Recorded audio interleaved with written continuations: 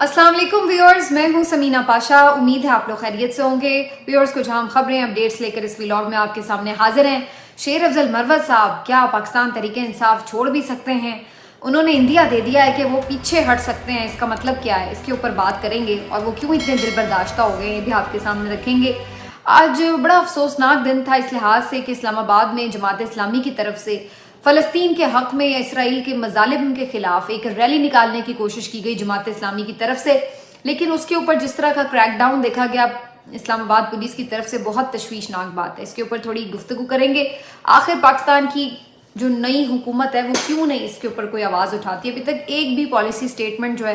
वो शहबाज शरीफ साहब का नज़र नहीं आता, कैबिनेट का नज़र नहीं आता। इसकी क्या वजह है? एक अजीबो गरीब मुजरिमाना खामोशी क्यों है फ़लस्तीन के मामले के ऊपर? ये बात करना बड़ा ज़रूरी है। इसहाक डार साहब इंडिया से तजारत खोलने के ख्वाहिशमंद हैं, तो दूसरी तरफ उनको जो कमेटी बनाई गई थी इक्तिसादी उससे आउट कर दिया गया और दोबारा से वज़ीर ख़जाना औरंगज़ेब साहब इन हो गए। इसके पीछे की कहानी आपको बताएंगे। और पेशावर में ट्रेन मंसूबे के हवाले से एक खबर आई है सामने, उसके ऊपर कुछ बात करेंगे। लास्टली बात करेंगे 25 मार्च की ये तारीख क्यों अहम है, एक दरीचा खोलेंगे माजी का और कुछ बात करेंगे इसके हवाले से। तो आप सबको आज के वीलॉग में खुश आमदीद कहती हूँ और आपसे कहती हूँ कि अगर आपने अभी तक चैनल को सब्सक्राइब नहीं किया तो सब्सक्राइब कर लें। सबसे पहले जी ज़रा शेर अफजल मरवत साहब की बात हो जाए। आज शेर अफजल मरवत साहब ने एक ट्वीट किया और उन्होंने कहा कि इमरान रियाज खान साहब ने अपने वीलॉग में शाहिद आफरीदी से मुतल्लिक जो सारी गुफ्तगू की है और जो उन्होंने इसकी एक्सप्लेनेशन दी है उससे मैं कतई तौर पर मुत्तफिक हूँ। और मैं ये समझता हूँ कि वाक़तन यानी माजी में जो कुछ जेस्चर्स शाहिद आफरीदी साहब ने इन हुक्मरानों के लिए दिए वो शायद मुनासिब नहीं थे, जबकि सबको मालूम है कि किस तरह से इंसानी हुकूक की पामाली करके और अवाम की उमंगों के बरखिलाफ इस हुकूमत ने 2 साल पहले भी अपनी हुकूमत बनाई और आज भी यही सूरत हाल है। तो इसके बावजूद भी अगर आप किसी को वेलकम कर रहे हैं तो जाहिर है फिर आपके ऊपर एक गुस्सा तो आएगा। तो शेर अफजल मरवत साहब इस बात पर तो कन्विंस हो गए, लेकिन साथ ही साथ जो सोशल मीडिया टीम ने उनके ऊपर एक ठीक ठाक किस्म की एक पूरी कैंपेन की थी या उनकी क्लास ली इस मौके के ऊपर कि उन्होंने शाहिद आफरीदी की हिमायत क्यों की है, तो इसके ऊपर वो नालामी नजर आते हैं अपनी सोशल मीडिया टीम से। और उन्होंने इसके ऊपर कहा कि इवन वो ये तक सोच सकते हैं कि शायद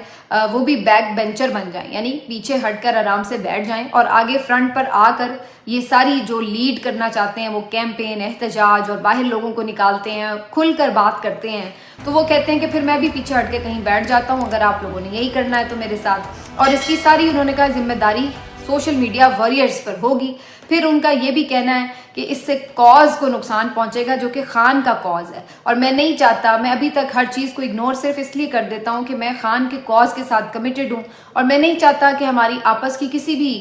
चपकलिश की वजह से और कोई भी अनबन की वजह से जो खान का कॉज है उसको नुकसान पहुंचे, तो मैं इसलिए आगे बढ़ जाता हूं। लेकिन अगर कभी मैंने ऐसा फैसला किया तो उसकी वजह पाकिस्तान तहरीक इंसाफ की सोशल मीडिया टीम होगी। तो ये शेर अफजल मरवत साहब जो हैं उन्होंने आज बड़ी अजीब सी बात की है, क्योंकि इसी सोशल मीडिया टीम ने ही शेर अफजल मरवत साहब को आज एक पूरा सेलिब्रिटी बना दिया है। उनका जिस अंदाज से उन्होंने उनको प्रोजेक्ट किया है उसी की वजह से आज शेर अफजल मरवत साहब जो हैं वो जाहिर सी बात है आज इतना अगर क्राउड पुलर हैं या जाहिर है उनकी अपनी भी क्वालिटी है कि वो ब्रेव हैं, वो लोगों को इकट्ठा कर सकते हैं, लेकिन इसके साथ साथ ये भी अपनी जगह बात हकीकत है कि उसमें सोशल मीडिया ने जो उनकी प्रोजेक्शन की है वो भी साथ ही साथ है। तो अब खैर सोशल मीडिया से नाराज़गी हो गई है शेर अफजल मरवत साहब की, लेकिन इवेंचुअली मुझे लग रहा है कि आपस में मामलात ठीक ठाक हो ही जाएंगे, क्योंकि जितने भी पीटीआई के लीडर्स हैं इस वक्त वो ये बात अच्छे से जानते हैं कि ये जो सारा एक इस वक्त आप देख सकते हैं माहौल, इसमें 2 ही चीज़ें हैं, एक इमरान खान और दूसरे सोशल मीडिया और अवाम, और बीच में ये जो लीडर्स हैं वो यकीनन बड़े इंपॉर्टेंट हैं, उनकी भी अपनी अपनी कुछ की खिदमात भी हैं, कुछ की कुर्बानियाँ हैं, कुछ ने जिस अंदाज से भी सपोर्ट किया हो तो वो सब भी अपनी जगह मौजूद हैं, लेकिन इन सब को भी बहरहाल सोशल मीडिया टीम की सपोर्ट चाहिए जिसके बगैर वो शायद ये लड़ाई इस हद तक नहीं लड़ सकते। तो इस बात का अंदाज़ा उन्हें भी है, इसलिए वो कोई ऐसी हरकत नहीं करते जिससे सोशल मीडिया टीम की मुखालफत मोल लेना पड़े। लेकिन शेर अफजल मरवत साहब जो हैं वो एक कदम क्रीज से बाहर निकल कर खेल रहे हैं, लेकिन बहरहाल मुझे ये अंदाज़ा हो चला है कि वो अब ये तो नहीं है कि آپ یہ کہنے کہ لڑائی کر کے پی ٹی آئی چھوڑ ہی دیں گے، لیکن بظاہر انہوں نے کچھ تھوڑی سی سیز فائر کرنے کی ضرور سوچ لی ہے بات۔ آگے بڑھتے ہیں جی، بات کریں کہ فلسطین کے حوالے سے آج اسلام آباد میں ایک ریلی نکالی تھی جماعت اسلامی نے، اور اس ریلی کو ہم دیکھ رہے تھے مختلف جو ان کے بڑے کلیدی رہنمائیں وہ لیڈ کر رہے تھے۔ آج اس ریلی میں اچانک سے اسلام آباد پولیس کی طرف سے دھاوا بولا گیا اور کچھ مظاہرین کو زد و کوب کیا گیا، لاٹھی چارج کیا گیا، اور یہاں پر بڑی عجیب و غریب صورتحال تھی۔ شاید کچھ لوگوں کو پہلے گرفتار بھی کیا گیا، بعد میں شاید ریلیز بھی کر دیا گیا۔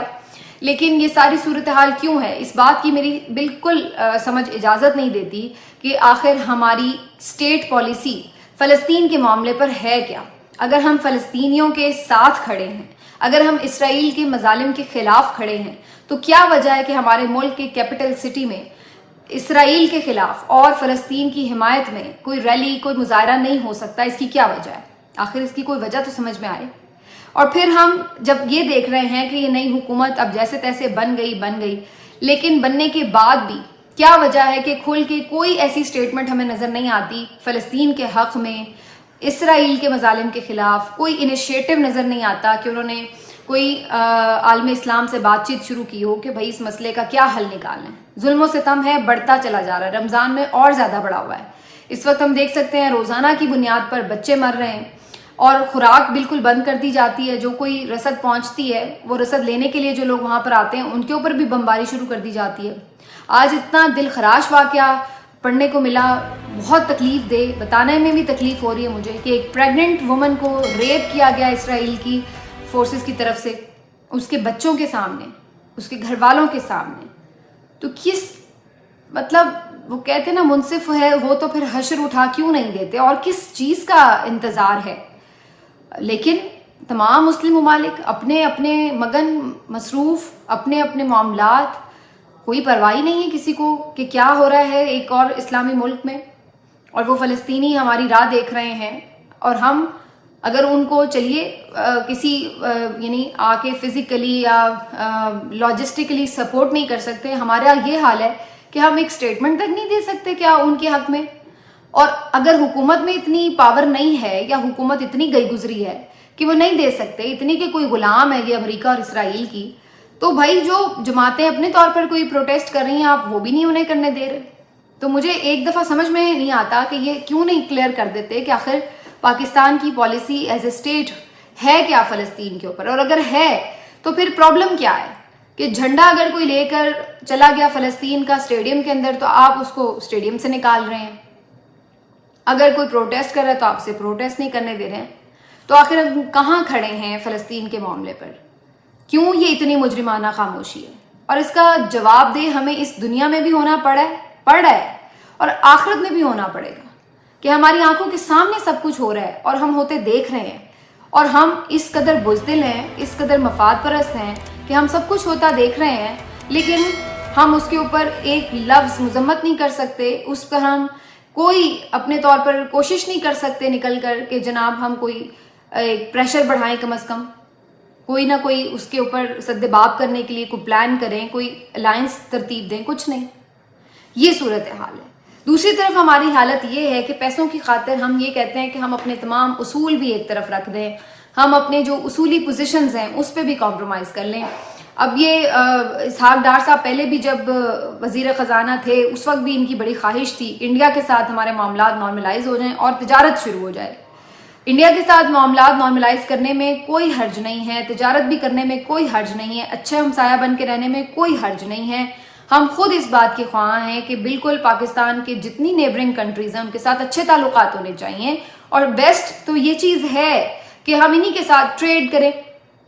اتنی بڑی منڈی ہے انڈیا، اور باہر سے ساری دنیا، سارا یورپ، سارا امریکہ، سارا آسٹریلیا ان کے ساتھ ٹریڈ کر رہا ہے، گلف ان کے ساتھ ٹریڈ کر رہا ہے، وہ ان کا فائدہ اٹھا رہا ہے، اور ہم ساتھ میں بازو میں بیٹھے ہیں، اور ہم ان کے ساتھ اگر قطع تعلقی کر کے بیٹھیں گے تو ظاہر ہے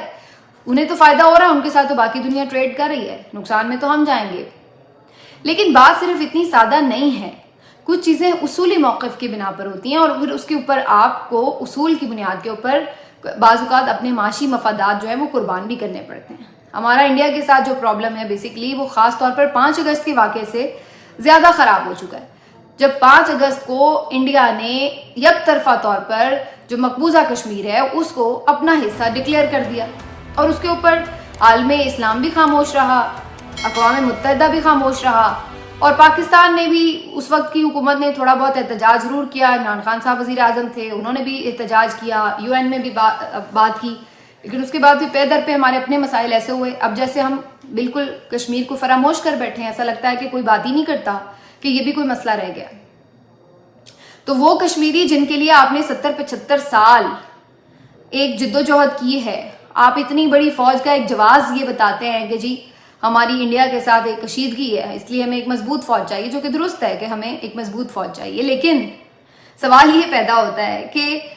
ہم نہ تو کشمیر حاصل کر سکیں اور اس کی بنیاد کے اوپر ہم انڈیا کے ساتھ کیا مقابلہ کریں یا کیا ہم ان کے ساتھ ٹریڈ کریں, دوستی کریں, دشمنی کریں. کوئی سمجھ میں نہیں آتا کہ اسٹیٹ اس وقت کدھر کھڑی ہے, کوئی اس میں بھی ہمیں اسٹیٹ کی پالیسی نظر نہیں آتی. تو ہم کمپرومائز کرنے کے لیے تیار, بس پیسے ہمیں کہیں سے بھی مل جائیں, کہیں سے بھی پیسے آ جائیں, پھر ہم کوئی بھی چیز کمپرومائز کرنے کے لیے تیار ہیں, بے شک وہ ہمارا اصولی موقف ہو, بے شک وہ ہماری ایک 75 سال کی پوزیشن کیوں نہ ہو, لیکن پیسے آ جائیں تو پھر کوئی بات نہیں, پھر بارگین ہو سکتا ہے. ہاں اگر پیسے نہیں آ رہے تو پھر بڑی سے بڑی چیز جو ہے ہمارے لیے کوئی معنی نہیں رکھتی. تو اس طرح کا ہمارا ایک بحیثیت قوم مزاج بن چکا ہے, نہ ہمارے اندر غیرت ہے, نہ خودداری ہے, نہ حمیت ہے, اور نہ ہی کوئی فیصلہ سازی کی قوت ہے. ایک عجیب سے ذہنی غلام بن کے ہم رہ چکے ہیں اور ایک عجیب سی خوفزدہ سی ہماری صورتحال ہے. ایسے میں جناب اسحاق ڈار صاحب کی بات ہو رہی ہے تو میں آپ کو بتاؤں کہ شہباز شریف صاحب نے ایک کمیٹی بنائی تھی جی اقتصادیات کے حوالے سے فیصلے کرنے کے لیے, اس میں پرائیویٹائزیشن کے بھی فیصلے کرنے تھے اور بھی 2-3 معاملات بڑے اہم. اس کے اوپر انہوں نے جو بڑا اپنی طرف سے کارنامہ کیا وہ یہ کہ جو وزیر خزانہ آئے ہیں, امپورٹڈ وزیر خزانہ, ان کو انہوں نے سائیڈ لائن کر کے اسحاق ڈار صاحب کو کمیٹی میں شامل کر لیا اور خود کمیٹی کے ممبر بن بیٹھے. اب ظاہر اس کے اوپر سوال ہو رہا تھا کہ بات اقتصادی معاملات کی ہو رہی ہے اور خود آپ نے وزیر خزانہ کو سائیڈ لائن کر دیا, اور وہ بھی وزیر خزانہ وہ جو کہ آپ کو پتہ ہے خاص طور پر لائے گئے ہیں اور بڑے بڑوں کے فیوریٹ ہیں, ان کے آشیرواد سے آئے ہیں. تو بھائی ایک تو آپ فارم 47 والے وزیر اعظم ہوں اور اوپر سے آپ اتنی اکڑ دکھائیں, آپ کی یہ جرت, آپ کی یہ مجال کہ آپ اپنی مرضی سے کمیٹی بنا لیں. تو اگلوں نے 24 گھنٹے کے اندر نوٹیفیکیشن واپس کروا کے نیا نوٹیفیکیشن جاری کروایا, جس میں اسحاق ڈار صاحب کو بھی باہر نکالا گیا, شہباز شریف صاحب نے خود کو خود باہر نکال دیا, اور جو وزیر خزانہ ہے ان کو کمیٹی کا چیئرمین مقرر کر دیا گیا. تو یہ اب آپ دیکھ لیں صرف کہ چند دن کے اندر اندر شہباز شریف صاحب کی کیا عزت افزائی ہو رہی ہے کہ ہر فیصلے پہ انہیں یو ٹرن لینا پڑ رہا ہے. فیصلے کرنے کے مجاز ہی کہاں ہیں وہ. کل حبیب اکرم صاحب نے اپنے ویلاگ میں بہت اچھی بات کی, انہوں نے کہا کہ یہ حکومت نہیں ملازمت لگ رہی ہے. تو یہ شہباز شریف صاحب جو ہیں یہ ملازمت ہی کر رہے ہیں, یہ فیصلے خود تھوڑی کر سکتے ہیں, ان کے پاس اس وقت اتنا اختیار ہی نہیں ہے. ان کو تو بس یہ کہا جا رہا ہے کہ یہ کرو, چلو شاباش, اور پھر وہ کرنے پہ مجبور ہیں. اور تھوڑی بہت تو آپ اس وقت اکڑ دکھا سکتے ہیں یا اپنے آپ کو پرائم منسٹر کہلوا سکتے ہیں کہ جب آپ جینوئن مینڈیٹ کے ساتھ آئے ہو. اب یہ آپ کو جب پتا ہو کہ بھی مینڈیٹ, اگلے تو جینوئن مینڈیٹ والوں کو جینے نہیں دیتے, تو آپ تو مینڈیٹ بھی نہیں لے کے آ گئے, تو آپ کو کہاں سے وہ سانس بھی لینے دیں گے, ٹھیک ہے نا. تو وہ انہوں نے قصبل سارے جو ہیں وہ 24 گھنٹے میں نکال دی ہیں. اسی طرح محسن نقوی صاحب کے معاملے میں بھی یہی ہے, انہیں بھی خبر یہی ہے کہ جی کہا گیا تھا PCB کی چیئرمین شپ چھوڑ دیں, شہباز شریف صاحب نے کہا تھا. تو اگلے نے کہا کہ ٹھہرے میں آپ کو بتاتا ہوں. بعد میں پتہ چلا کہ ایسی انہوں نے کلاس کروائی ہے کہ شہباز شریف صاحب نے باقاعدہ معافی بھی مانگی ہے محسن نقوی سے اور کہا میرے حضور آپ جو مرضی رکھ لیں, اور بھی 3-4 وزارتیں چاہیے وہ بھی ساتھ لے لیں, کوئی مسئلہ نہیں ہے, ٹھیک ہے نا. تو یہ والی تو صورتحال ہے. خدا کی قسم ایسی وزارتیں اس میں مل رہی ہوں نا, بندہ پیسے ہی 4 حرف بھیجے اور اس کے بعد کہے کہ دفاع کرو, ہمیں نہیں چاہیے. بہرحال یہاں پر صورتحال ذرا مختلف ہے. پشاور میں جی ٹرین منصوبے کا آغاز کرنے کا اعلان کیا علی امین گنڈا پور صاحب نے, اور چمکنی سے کارخانوں تک انہوں نے یہ اعلان کیا ہے کہ ٹرین چلے گی. سننے میں تو منصوبہ بڑا اچھا لگتا ہے کیونکہ ٹرین ایک سستی سواری ہے, اور بہت سارے بڑے بڑے شہروں میں ہم یہ دیکھتے ہیں دنیا میں کہ ٹرین کی جو سروسز ہوتی ہیں سرکولر ریلوے ٹائپ, یہ بڑی کارآمد ثابت ہوتی ہیں شہریوں کے لیے. لیکن اگین یہاں پر پھر دو ایک پرابلمز ہیں. ایک تو یہ کہ یہ ایشو آئے گا کہ آپ کے پاس اس کے لیے بجٹ کہاں سے آئے گا. وفاق تو آپ کے پہلے پیسے نہیں دے رہا, اور آپ کیا کسی اپنے طور پر صوبے کے طور پر قرضہ لیں گے تو پھر وہ قرضہ کیسے اترے گا. تو وہ سارے مسائل اپنی جگہ ہوں گے. اور پھر دوسرا کہ یہ اس میں بھی رکھنا ڈلنے کی ایک خدشہ موجود ہے کہ یہ وفاق کا پروجیکٹ ہے یا صوبے کا, کیونکہ ریلویز کی جو منسٹری ہے وہ بیسیکلی وفاق کے انڈر آتی ہے. لیکن اب جو ایک سرکولر ریلوے ہے وہ کیا صوبائی سطح پر کوئی شروع کر سکتی ہے گورنمنٹ, اس کے اوپر بھی پھر کچھ مسائل ہو سکتے ہیں. تو یہ اب ساری کہانی جو ہے وہ ایک کھٹائی میں پڑتی ہوئی مجھے تو نظر آ رہی ہے. آخر میں بات کر لیں جی, 25 مارچ ہے آج, اور 25 مارچ 1992 کو ایک یادگار دن تھا جب پاکستان نے ورلڈ کپ جیتا تھا کرکٹ کا, اور عمران خان صاحب اس ٹیم کے کپتان تھے, فاتح کپتان تھے, جنہوں نے یہ کارنامہ سر انجام دیا. ان سے پہلے اور ان کے بعد آج تک ون ڈے کرکٹ میں پاکستان یہ کارنامہ کبھی نہیں کر سکا, اور بہترین ٹیموں کے ہونے کے باوجود, میرا اپنا یہ ماننا ہے, اور مطلب میری اپنی جو سمجھ بوجھ ہے کرکٹ کے بعد بھی ایک دو ٹیمز بڑی اسٹرانگ تھی پاکستان کی, لیکن اس کے باوجود بھی وہ یہ ٹائٹل حاصل نہ کر سکیں. اور جہاں پر اس میں ظاہر ہے کہ قوم کی دعائیں اور ایک ٹیم ایفرٹ تھی, وہاں پر ایک بڑا کنٹریبیوشن خود عمران خان کا تھا ایز اے کیپٹن, جنہوں نے اس طرح سے ایک کمزور ٹیم کو بھی لیڈ کیا کہ وہ ورلڈ کپ جیتنے میں کامیاب ہو گئے. تو عمران خان صاحب کے حوالے سے یہ بات بڑی کہی جاتی ہے اور بڑی درست کہی جاتی ہے کہ ان کی کریڈٹ پر صرف یہ نہیں ہے کہ وہ ایک سابق وزیر اعظم ہیں, سیاستدان ہیں, یا ایک پارٹی کے سربراہ ہیں, بلکہ اس کے علاوہ بھی ان کے سی وی میں اتنا کچھ ہے کہ وہ ایک کچھ ہی کسی ایک شخص کے لیے زندگی کا کل اثاثہ ہوا کرتا ہے, زندگی کی کل کامیابی ہوا کرتی. مثلا کوئی بہت اچھا کرکٹر ہوگا, بہت سارے اور کرکٹرز بہت اچھے ہیں, کیپٹن رہے ہیں, اور ان کی پوری لائف کی وہ واحد اچیومنٹ ہوتی ہے کہ جی وہ اپنی ٹیم کے کیپٹن رہے, یا انہوں نے ورلڈ کپ جتوایا, یا وہ ایک بہت لیجنڈ کرکٹر تھے وغیرہ. یہ ان کی پوری زندگی کی ایک اچیومنٹ ہوتی ہے. یا کچھ لوگ بہت سوشل ورک کرتے ہیں اور ان کی زندگی کی یہ اچیومنٹ ہوتی ہے کہ وہ اپنے پیچھے اپنا نام اس طرح چھوڑ کے جاتے ہیں کہ یار یہ شخص, اس نے انسانیت کی بڑی خدمت کی ہے, اس نے لوگوں کی فلاح و بہبود کا بہت کام کیا, اور ان کی زندگی کا کل اثاثہ یہ ہوتا ہے, یہ ان کا نام اور یہ ان کی اچیومنٹ ہوتی ہے کہ وہ سوشل ویلفیئر کے اپنے کام سے جانے جا رہے ہوتے ہیں. اور کچھ لوگ ہوتے ہیں وہ بڑے عہدوں پر پہنچنے میں کامیاب ہو جاتے ہیں, بڑی پارٹیز بنانے میں کامیاب, سیاستدان بڑے کامیاب ہوتے ہیں اور لوگ ان کو یاد رکھتے ہیں. لیکن کیا ہی زبردست بات ہے کہ عمران خان صاحب نے تینوں حساب سے اگر آپ دیکھیں تو تینوں ان کے جو منفرد کارنامے ہیں وہ اپنے طور پر اکیلے بھی ایسے ہیں جو ایک شخص کی زندگی میں بھی ایک کوئی خواب ہی ہو سکتا ہے. اگر ان کی زندگی سے آپ سوشل ورک نکال دیں, وزیر اعظم ہونا نکال دیں, تو تب بھی وہ ایز اے کرکٹر بھی کتنا بڑا نام ہے. اور اگر ان کا ایز اے کرکٹر آپ سائڈ پہ بھی کر دیں تو ایک سوشل ورک کے طور پر, جو سوشل ورکر کے طور پر جو سوشل ورک انہوں نے کیا, وہ کتنا بڑا کارنامہ ہے. اور اگر یہ دونوں کام بھی آپ نکال دیں تو وہ ایک سابق وزیر اعظم ہے, پاکستان کی سب سے بڑی پارٹی کے سربراہ ہیں, اور دنیا کی 7ویں یا 8ویں نمبر کی پارٹی ہے پاکستان تحریک انصاف, جس کے وہ سربراہ ہیں. تو یہ شخص کامیابیوں اور کامرانیوں کا ایک استعارہ ہے, اور یقینی طور پر ایسے لوگ کسی بھی ملک کے لیے بڑے قیمتی ہوا کرتے ہیں. یہ بڑی بدقسمتی ہے کہ اس وقت وہ عجیب و غریب بے ڈھنگے کیسز میں قید میں ہیں, لیکن ان کی سیاست سے, ان کی پالیسیز سے, ان کی فیصلہ سازی سے بہت سے اختلاف ہو سکتے ہیں, اس پہ ڈیبیٹ الگ سے ہو سکتی ہے, لیکن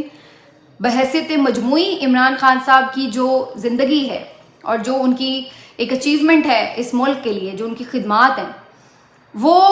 اتنی زیادہ ہیں کہ اس کو آپ اگر گنوانے بیٹھیں یا اس کے اوپر آپ علیحدہ سے کتابیں لکھ سکتے ہیں. تو میرے خیال سے یہ جو ہماری ملک کی بدقسمتی ہے کہ ہم نے اپنے ہیروز کو ہمیشہ لوز کیا ہے, یہ بڑی اس نے ہمیں پیچھے رکھا ہے, اور انفارچونیٹلی آج بھی شاید ہم اسی ڈگر پر چل رہے ہیں. تو بہرحال جی, آج ورلڈ کپ کا سیلیبریشن کا دن تھا. مجھے امید ہے کہ اس حکومت کے ہوتے ہوئے ہم دیکھ تو نہیں سکیں گے کہ کوئی 1992 کے ورلڈ کپ کی کوئی چھوٹی موٹی ڈاکیومنٹری, کوئی ہیڈ لائن, یا کوئی اس کی یاد میں کچھ آپ بات سنیں کسی کے منہ سے, کیونکہ یہاں تو عمران خان کی تصویر پہ پابندی ہے, یہاں تو عمران خان کے نام لینے پر بھی پابندی ہے. تو یہ جو ایک ہماری عجیب و غریب سی سیاست کے بڑے ڈارک قسم کے فیزز ہیں, اور اس کے اوپر میرا خیال ہے کہ جب تک ہم ان